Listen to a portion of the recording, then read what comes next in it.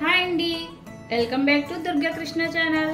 ఈరోజు నేను అటుకులతో స్నాక్స్ చేయబోతున్నానండి.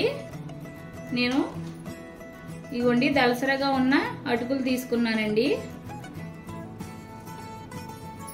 డీప్ ఫ్రై చేయడం కోసం ఆయిల్ ఆల్రెడీ హీట్ చేశానండి. కడాయిలో వేసి ఆయిల్ హీట్ ఎక్కింది. ఇప్పుడు అటుకులు వేయించి తీసుకోవాలి.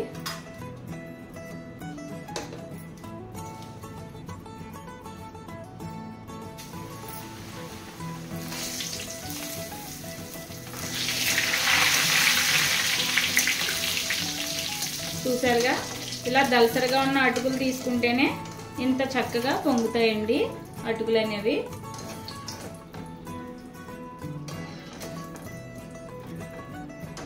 ఈ విధంగానే మొత్తం అటుకులన్నింటినీ వేయించుకోవాలి.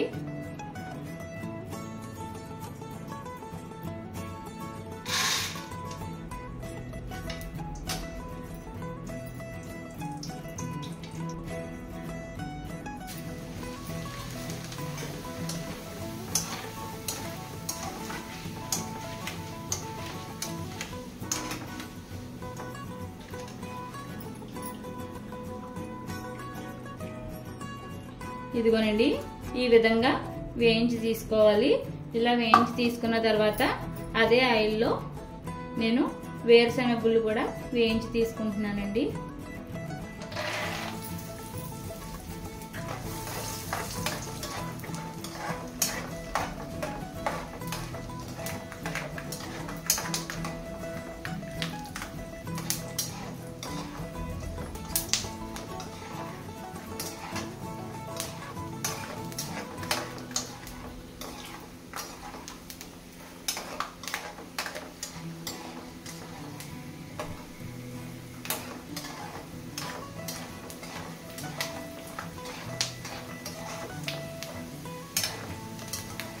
గుళ్ళు అనేవి వేగిపోయినాయి. వీటిని కూడా తీసేసుకోవాలి.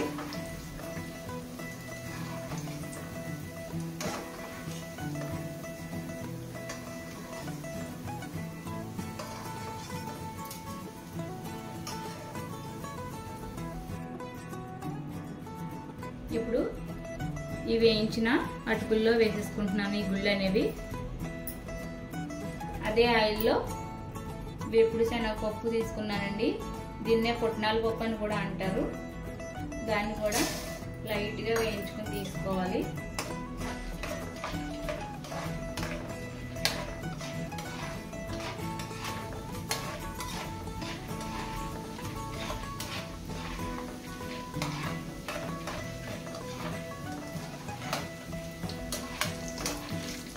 ఈ పుట్నాల పప్పు అనేది ఎక్కువసేపు వేగదండి, త్వరగా వేగిపోతుంది.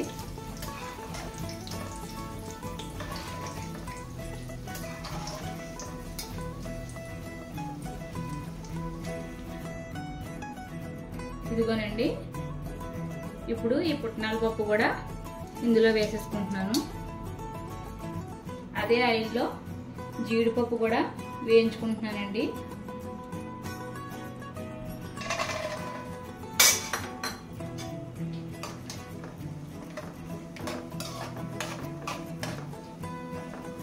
ఈ పప్పులు అనేవి మీ ఇష్టం అండి.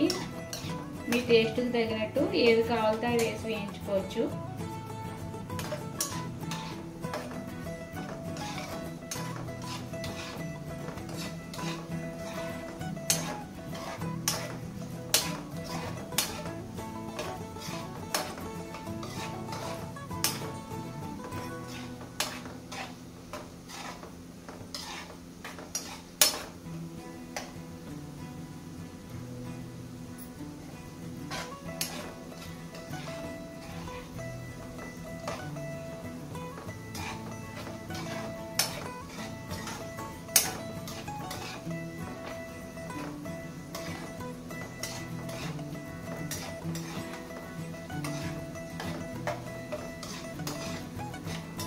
అటుకులు వేయించడం వల్ల ఆయిల్ ఇలా కలర్ మారిపోయిందండి.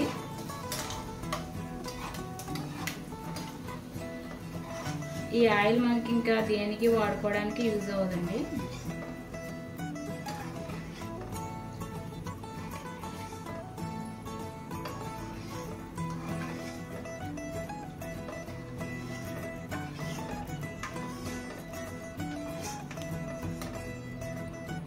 ఇదిగోనండి ఈ కలర్ వచ్చేంత వరకు వేయించుకుని తీసుకోవాలి.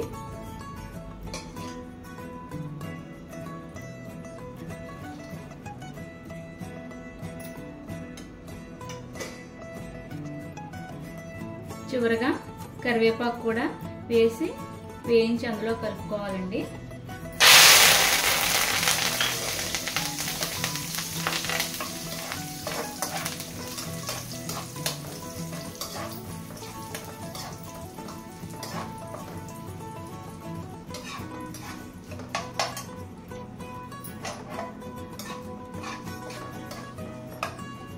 కరివేపాకు క్రిస్పీగా అవ్వేలా వేయించుకోవాలి. అప్పుడే తినేటప్పుడు బాగుంటుందండి, క్రిస్పీగా పంటికి తగులుతూ.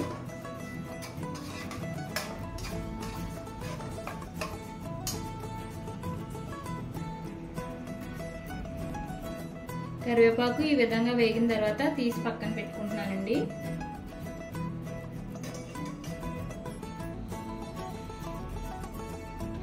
ఈ విధంగా మొత్తం అన్ని వేయించి పక్కన పెట్టుకోవాలండి. ఇలా వేయించుకున్న తర్వాత అందులో టేస్ట్కి తగినంత సాల్ట్ వేసుకోవాలి. నేనైతే పింక్ సాల్ట్ వేసుకుంటున్నాను. అలాగే కారం కూడా వేసుకుంటున్నాను. ఇది మసాలా కారం అండి, కర్రీస్లో ఎక్కువ వాడతారు ఈ కారం అనేది. మీ టేస్ట్కి తగినట్టు కారం చూసుకుని వేసుకోండి.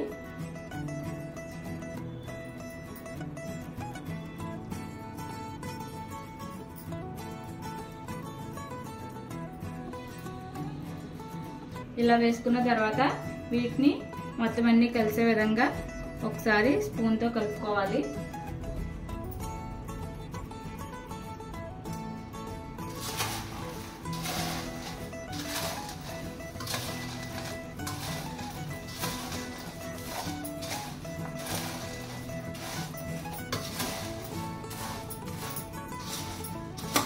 ఉప్పు కారం మొత్తం అన్ని అటుకులకి పట్టే విధంగా బాగా కలుపుకోవాలి.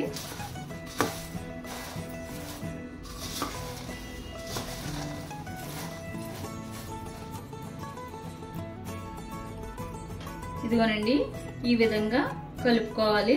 ఇలా కలుపుకున్న తర్వాత చివరిగా కరివేపాకు కూడా వేసి కలుపుకోవాలి. కరివేపాకు ముందే ఎందుకు వేయలేదంటే కలిపేటప్పుడు కరివేపాకు విరిగిపోతుందండి క్రిస్పీగా వేయించడం వల్ల. దానికోసం లాస్ట్ని వేసి కలుపుకుంటున్నాను నేను.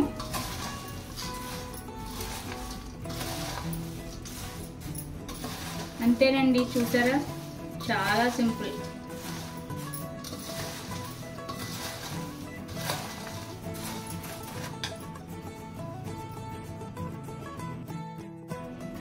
ఇంతేనండి, చూసారుగా మిక్చర్ అనేది రెడీ అయిపోయింది. చేసుకోవడం చాలా ఈజీ, కానీ టేస్ట్ కూడా చాలా బాగుంటుందండి. మీ ఇంట్లో పెద్దవాళ్ళు, పళ్ళు లేని ముసలి వాళ్ళు ఎవరైనా ఉంటే కనుక మనం ఈ పప్పులు అనేది వేసుకోకుండా ఓన్లీ అటుకులు, కరివేపాకు వేయించి తీసుకుని ఉప్పు కారం జల్లితే వాళ్ళకి నోట్లో వేసుకుంటే కరిగిపోయేలా ఉంటుందండి. మిక్చర్ అయితే మాత్రం చాలా బాగుంటుంది. మనం పెద్దవాళ్ళు టీ టైంలో స్నాక్స్గా తినచ్చు. మన పిల్లలకి స్కూల్కి వెళ్ళేటప్పుడు స్నాక్స్ బాక్సుల్లో కూడా వేస్తే వాళ్ళు హ్యాపీగా తింటారండి. ఎందుకంటే ఇందులో మనం పల్లీలు, జీడిపప్పు, పుట్నాల పప్పు అన్నీ వేసాం కదండి. ఇవన్నీ పిల్లలకి ఇష్టమైనయే కదండి. చాలా హ్యాపీగా తింటారండి. టేస్ట్ అయితే చాలా బాగుంటుందండి. ఇలా చేసి పెట్టుకుంటే ఇవి వారం రోజులైనా నిల్వ ఉంటుందండి. మూత టైట్గా ఉన్న డబ్బాలో వేసుకుంటే కనుక మెత్తపడకుండా వారం రోజులైనా చాలా బాగుంటుందండి. టేస్ట్ అయితే చాలా బాగుంటుంది. ఈ రెసిపీ మీ అందరికీ నచ్చుతుంది అనుకుంటున్నానండి. నా రెసిపీ కనుక మీ అందరికీ నచ్చినట్లయితే please like, share and subscribe. ఓకేనా friends? Thank you for watching.